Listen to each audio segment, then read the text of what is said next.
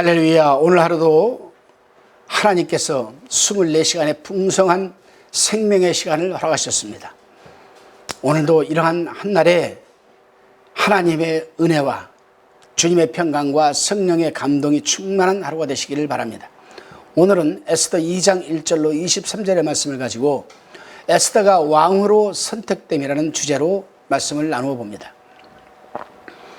페르시아 대제국의 절대적 통치자인 아하수에로 왕의 계획은 순조롭게 진행되지 못했습니다. 그는 헬라 정벌을 이루지 못하고 패전의 명예를 쓰고 페르시아로 돌아올 수밖에 없었습니다. 뿐만 아니라 신복들의 조언에 따라 3년 전에 왕후 에스더를 폐위시킨 일에 대해서도 후회를 하고 있었습니다. 그런 아하수에로 왕이 왕후의 일로 번민하고 있다는 사실을 알게 된 신하들은 왕의 마음을 즐겁게 하기 위해 전국 각도의 관리를 명령하여 아리따운 처녀를 수상궁으로 모으게 하였습니다. 본문 1절로 4절의 말씀입니다.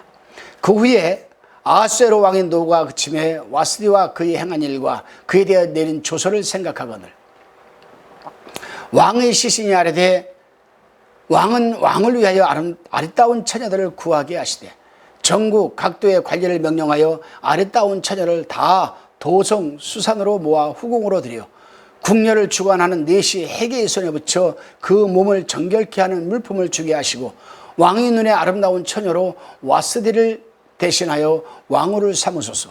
왕이 그 말을 선히 여겨 그대로 행하니라. 이렇게 기록되어 있습니다. 자, 아하수에로 왕은 만반의 전투 준비로 승리를 장담하며 헬라와의 이 살라미 전투에서 패하고 말았습니다. 그로 인해 절대 군주로서의 자존심이 상했겠죠. 아울러 국가의 재정면에서 이 손해와 백성들의 민심도 무척 불안했을 겁니다.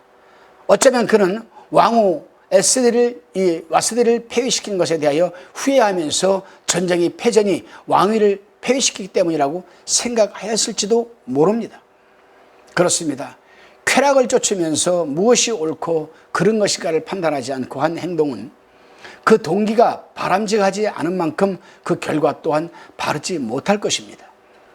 우리는 늘 생각을 해야 됩니다. 하나님의 아닌, 신앙심이 아닌, 신앙생활이 아닌 세상을 쫓아가면서 무엇이 옳고 그른 것인가를 우리가 상실해버리게 될 때에, 분별력을 흐리게 될 때에 그 동기는 분명 바람직하지 않습니다. 그리고 결과 또한 바르지 못하다는 사실을 우리는 늘 잊지 말아야 할 것입니다. 본문 5절로 18절까지의 내용에 대한 나눔입니다. 에스더는 물론 다른 처녀들과 함께 왕으로 뽑히기 위한 준비 과정을 형식상 치루었습니다. 여기서 우리는 한 가지를 생각해 볼 점이 있지요. 에스더를 양육한 모르드게는 베냐민 지파 출신으로 율법에 따라 오직 하나님 외에는 그 어떤 것에도 절하지 않고 섬기지도 않았던 신실한 신앙인이었습니다. 그런 그가 자신이 양육한 에스더를 이방왕의 아내로 허락한 이유가 무엇일까? 우리 한번 생각해 봐야 됩니다. 분명 율법에 어긋나는 일인데도 말입니다. 만약 모르드게가 에스더가 율법을 엄격히 준수해야 한다는 원칙주의자여서 왕후의 후보가 될 것을 완강히 거부했다면 그녀는 왕으로 선택될 수 없었을 것이며 또한 그로 인해 장차 닥쳐오는 유다 민족 멸절 위기를 극복할 수도 없었을 것입니다.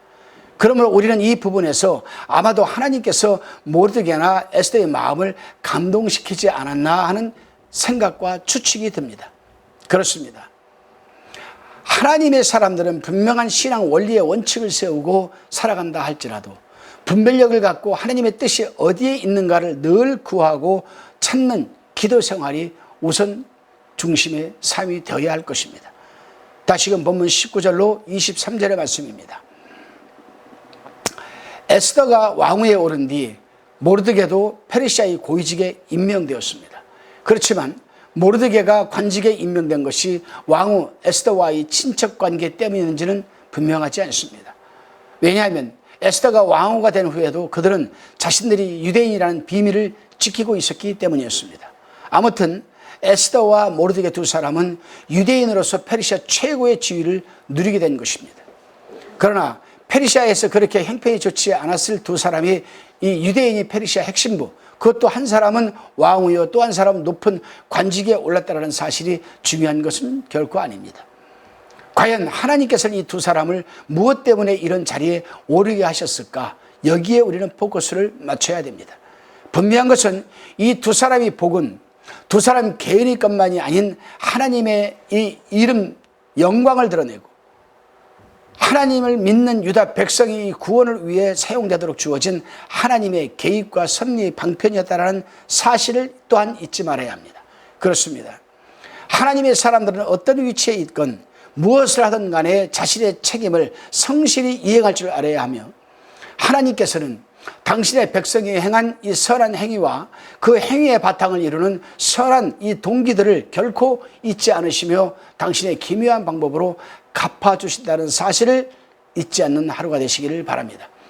기도드리시겠습니다. 주님,